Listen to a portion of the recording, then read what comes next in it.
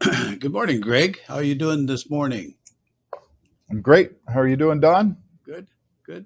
It's always I, a pleasure to be in your company, my man. oh, it's a pleasure to be in my company. That sounds a little. Well, we won't say what it sounds like, but anyway, it's always good. It's always good to get together with you as well. Sometimes these Tuesday mornings when we do these, I look forward to it because we get to talk about things that are important, and things that'll help people. I think in their sales and in their daily walk, really their daily life, because lots of things that we do talk about in sales, have a direct application to how we treat people in other parts of our life, so I think it's important, and I enjoy our talk. So No, I do too. I think it's funny because when I think about some of the other people I talk with and engage with, we do we do always seem to talk about certain specific topics that have to do with improving ourselves, right? In one form or another. And I've come to enjoy those discussions because you know, I've been on this journey for a long time. Well, not as long as I should have been, put it that way. But I've been on it for a while now, and I've learned a lot about myself and what I'm looking for in life. And I think that these discussions can prompt other things in ourselves to do better. So, yeah, when we talk about one of these laws, or we talk about some of the other things that we talked about, it just kind of twigs and say, oh, I should apply that to this or that or the other thing, so yeah, it's yeah, good. exactly, It's good. So exactly. So we've been going through John Maxwell's book, The 15 Invaluable Laws of Growth, and this week, actually, what number is this law? I know the law, but what number is it? Chapter 9. Yeah, chapter So 9. we're on law number 9. We're more than halfway through this. Yeah, But the law yeah. the law we want to talk about today is the law of the ladder. And you think, okay, what the heck could the law of the ladder be about? Like where did I mean, maybe I don't know that I would have called it that, but what John is actually talking about in this chapter is he's talking about building our character, and Yeah. how we build our character and how important our character is. So and he likens it to the ladder, to the rungs of the character ladder. So there's kind of four steps that he says that we need to take. He suggests that we need to look at, when we're on this, trying to build our character. But why do you think it's important for us to build our character? Well, you know, I think that character is the foundation of who we become in life. And that's kind of a nebulous thing in just that comment itself, because, well, what does that mean? And in reality, it means to be a better person, I think. And our character is what develops that. And if you look at characteristics of ourselves or values that we carry, one of the main ones is honesty, integrity, trust. These things are just words to some people, but you really need to think into them, because I think our word really is our bond, more than a piece of paper and a signature on it. Unfortunately, that's what's coming through these days, and no matter what we do, we have to sign a document. But word is, I think, is still a very, very powerful tool in our lives. And when someone is trusted and is honest and has integrity, when they say something, people listen. Yeah, in the old days, you used to be able to shake a guy's hand and know that you had a deal. Hmm. In today's world, that's not always the case. I know No. in real estate, there are some people that I deal with, some real other realtors that I've been dealing with for, I've been doing this just about 40 years now. So, you get to know people over the years, and who has good character and who doesn't have good character. So it's, the government's always trying to legislate our character, but it's, because we have to take ethics courses and all that other kind of stuff. But if you're unethical, you're unethical. You just the only thing that I think the ethics course really does is it teaches you why you're unethical. Yeah, it gives it some meaning and definition. Yeah, This is why you're unethical. But I mean, most realtors I think that I know are ethical. You know, it's just it's the few that give us a bad name. Yeah. But anyway, that's all part of building our character. You know, I mean, building your character. You want to say, okay, like the rungs, the first rung on the character ladder is it you know is you just determine that you're going to focus being better on the inside than on the outside. You know, your character, your character matters. And that's kind of what we've been talking about is you look at things and say, okay, what do I have to do to build my character? Yeah. And that's I think that's really important is when we ask ourselves questions about what do we do, how do we do things, we have to ask ourselves, well, how do we build our character? How is that possible? And I think you need to focus on things like that. Where we focus our attention is usually where the most effect comes from that focus, right? So if we focus on building something, we usually build it. And I think that's just an integral step towards success in our life and our careers, right? Yeah, you have to be intentional about it. Yeah. Yeah, and I think that you know I don't know about you, but it's important, really important to me that if I say something and I'm going to do something, that people know that that will get done. And it's not just for the sake of doing it, it's because, honestly and intentionally for me, I want to do something that's right for somebody else. And if I say I'm going to do it, then I'm going to do it. And I think that's really important in our progress in life. It's what we really consider, what John I think is really getting at here, is continuous improvement, and a step, kind of like a step by step progression in what it is we do. And it's also effort. I think we need I think we need to really start focusing on what the cost is. The cost is our effort. What are we putting into this? Are we putting our heart, our soul? Are we putting in time, energy, thought? And that all plays into this, and I think that's a really important part of this. I was listening to well, I was at church the other day, and the pastor was he was preaching, and he was talking about doing things that are hard, and because sometimes things that we need to do are hard, but if we don't do them, the consequences are hard. Like you had a heart attack a number of Mhm. years ago, and that was hard. If you would have done the hard work of looking after yourself better, would you Mhm. have avoided the hard part of having a heart attack? So if we choose our heart, and sometimes building our character, can be perceived as being hard because we got to learn about it, right? Or actually, even just a personal growth, having a personal growth plan is a hard thing. But what are the consequences of not, having good character when you're in sales? Do you end up with lawsuits? Do you end up with, lots of complaints? Do you end up with lots of other things? So the idea is that we choose our heart. Do we want to choose today what's hard? Or do we want to choose, or do we going to just not choose the hard thing today and let that hard thing hit us up the side of the head, down the road? Well, yeah, I mean, but that's kind of life. And as you get older, you start to realize that cutting corners doesn't work. Yeah. When we're younger, we're like, I could take a shortcut through here. That's okay. Just this once.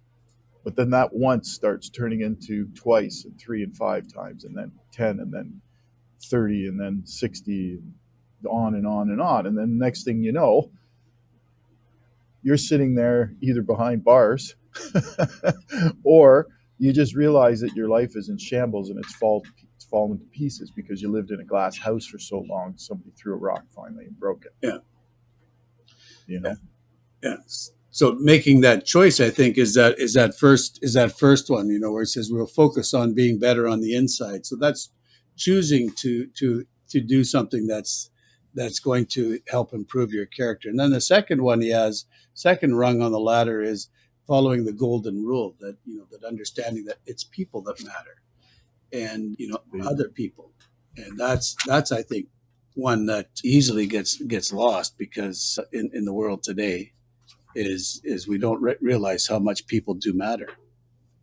Yeah, of course they do. People are people. We listen.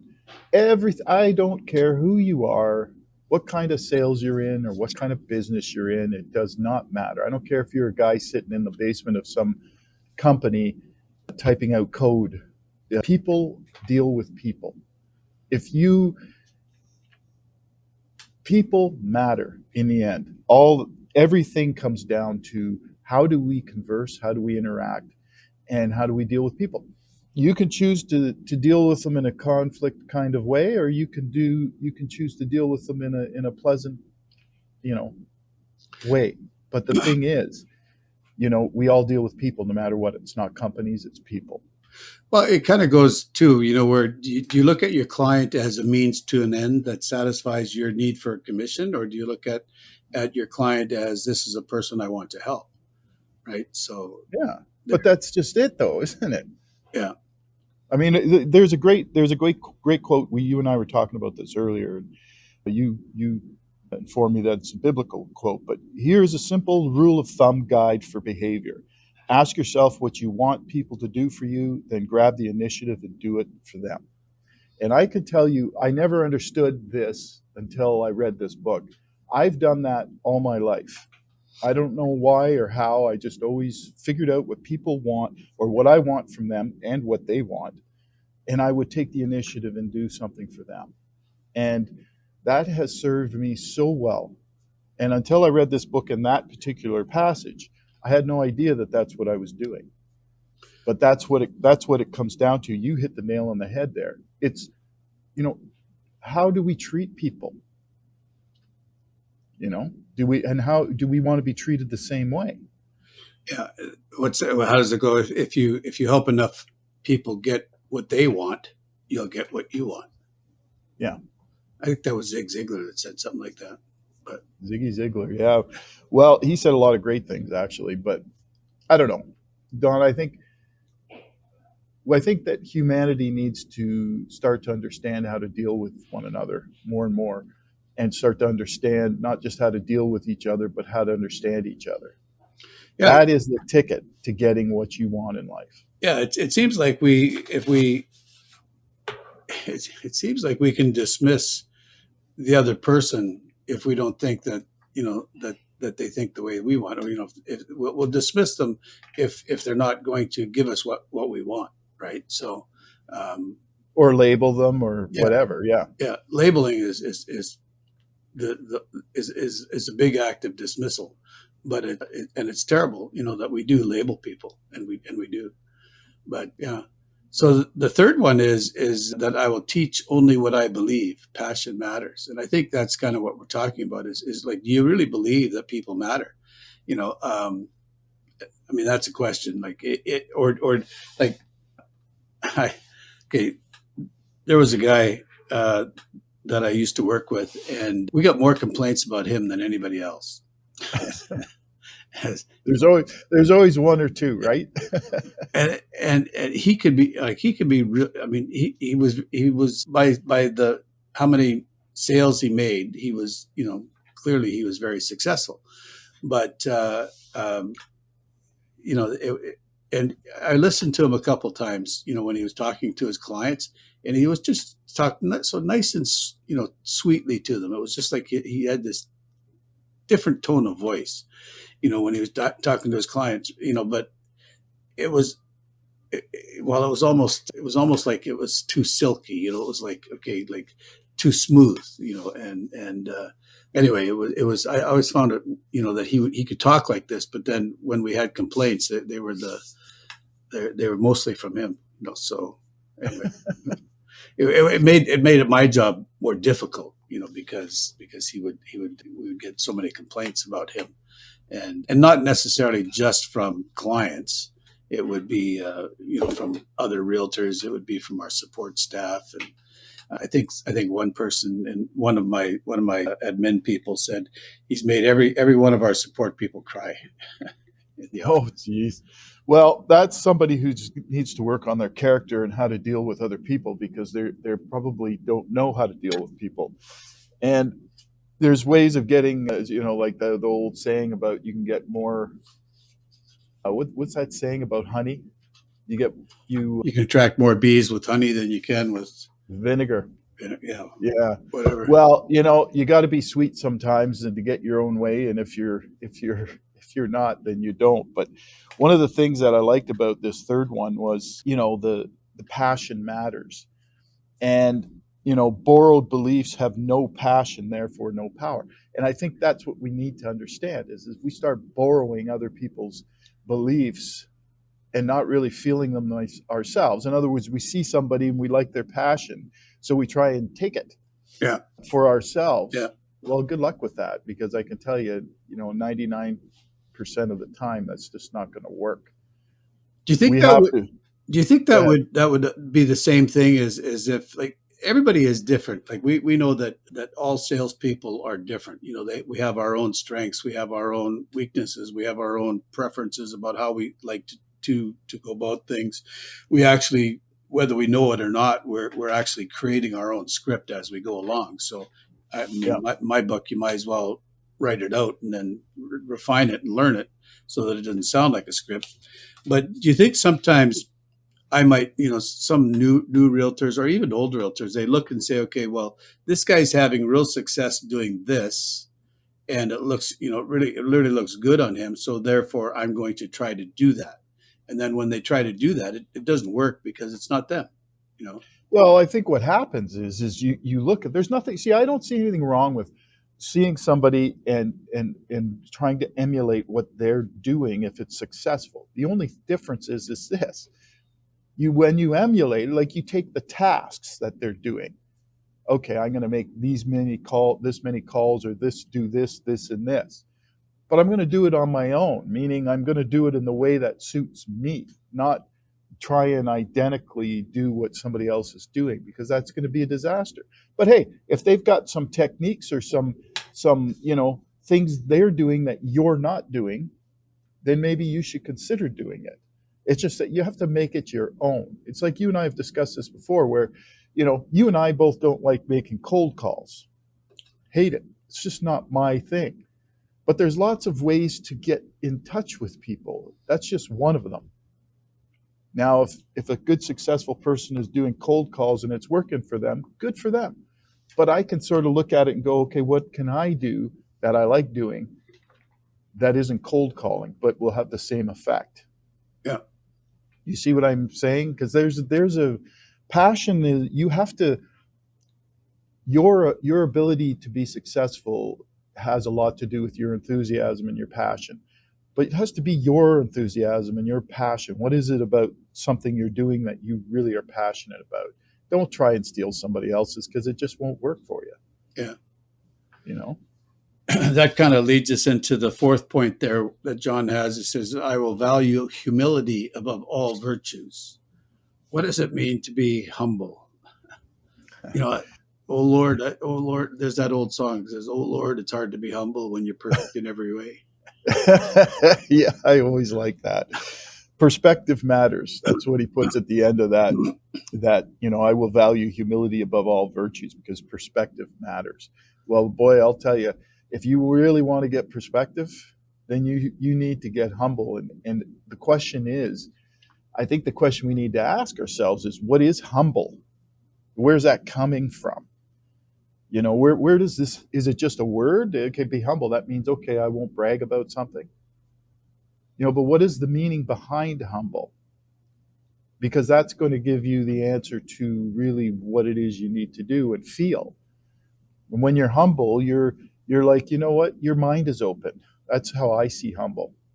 Your mind is open to possibilities and your ego is down, which means, you know what? You can accept criticism, constructive criticism, without getting yourself bent out of shape because somebody said, hey, you're doing that wrong. Yeah, maybe they could have said it differently, which would, appeal to your sensitive, ways. But the reality is this. You have to be able to lower your guard and be humble enough to say, okay, I can accept what I'm seeing here and learn from the mistakes I've made. Yeah, I think that being humble goes back to the other one where we treat other people, how we treat other people. Yeah. Because I think when we're humble, we're willing to serve somebody else. Yeah. And as salespeople, really that's what we're doing is we're serving our client Yep. to help them get what they want. And are we willing to be that servant, that servant type of person? What are we, how am I willing to serve my client, so that they can get a, make the move into the house that they want, or move out of the house that they want. How am I willing to do that? So Yes. Yeah, I believe that as well. And I think the step to that is understanding that if you want to help others and genuinely improve their situation, it all comes down to our intentionality and where we're starting from too. yeah, And we have to have an open mind. And if your mind isn't open enough, you won't know what to glean from that customer that you're trying to deal with. yeah. You have to be humble enough, and I'm not saying meek or weak. I'm saying humble enough that you listen to what they need. Well, John goes further into the humility portion of this chapter. He talks about recognizing that everybody has a weakness. So you got to Yeah. recognize, okay, what's my weakness? How do I, like I'm not the be all and end all to real estate, right? So nobody can. And the other thing is you can't be everything to everybody, right? You have to recognize that where you specialize. So the other points he says in there is to be teachable. So how teachable are you? How, like you were talking about, are you open to having constructive criticism, when something goes wrong? Another one, are you willing to serve others? We were talking about being, serving others. And then I think one of the big ones, when you're humble is are you grateful? Are, like, Yeah. if you're successful, do you walk around saying, look how great I am? Or do you say, man, I'm grateful to my clients who have helped me to become successful. I'm grateful for my family who supported me through all this. It was a tough go, but how where do you show your gratitude? So these are things I think that we have to look at to build our character and recognize that they are part of our character, and how we can grow into having a good character. Yeah, I agree. I think there's just, you look at it sometimes, somebody should really map out this meaning to life, because there's just so many links that sort of go from one to the next to the next. And I don't know if there's any person out there that has a continuous chain that goes to the end, because we'll get these links right, and then there'll be a gap, and then there's more. You know what I mean? It was just so much to know. But I think that, sometimes you just have to follow, what is right for you. In the end, being open minded, be having the ability to, you have to have a passion, I think, for people. It's not saying that people who don't like people, there are people out there that don't like people. And it's not saying that they can't learn to do that, but you have to be humble enough to lower your guard. I view weakness more as I think a person is really strong and courageous and has a very strong character, who can really look deep within themselves and notice the weaknesses they have and be able to admit what those weaknesses are, so that they can be better the next day, and then better the next day. Yeah, And be able to look at themselves very hard and constructively and say, I've made these mistakes, but I'm going to do better, because I don't want to keep repeating that. I don't like the way it makes people feel. I want to really understand. You know what I mean? yeah, I know what you mean. I think it's important for us to be able to recognize, that we do have weaknesses. But I think that sometimes you got to be careful. I think too that you don't beat yourself up over what what your weakness is, Yeah. because you got to recognize that, well, that might be your weakness.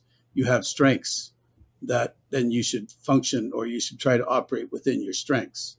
Recognize your weakness and say, okay, how do I compensate for that? But then look at your strengths and say, how do I maximize, my strengths as well? And I think that's an important thing to remember too. And when we're talking about building character, I think it's important to in your humility to recognize, yes, I have weaknesses, but I also have these strengths, and this is where I need to focus my work.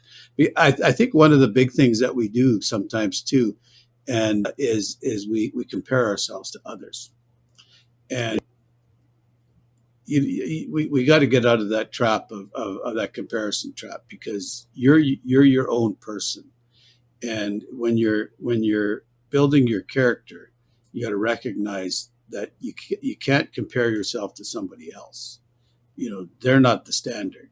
The, the standard is, how do you set yourself, where do you want to grow to, what kind of person do you need to become to accomplish what you want to accomplish. Yeah, I think those are good words of wisdom there, because you know one of the big things that people talk about in groups and stuff is align yourself with the right people. And I do think that there's a lot of truth to that.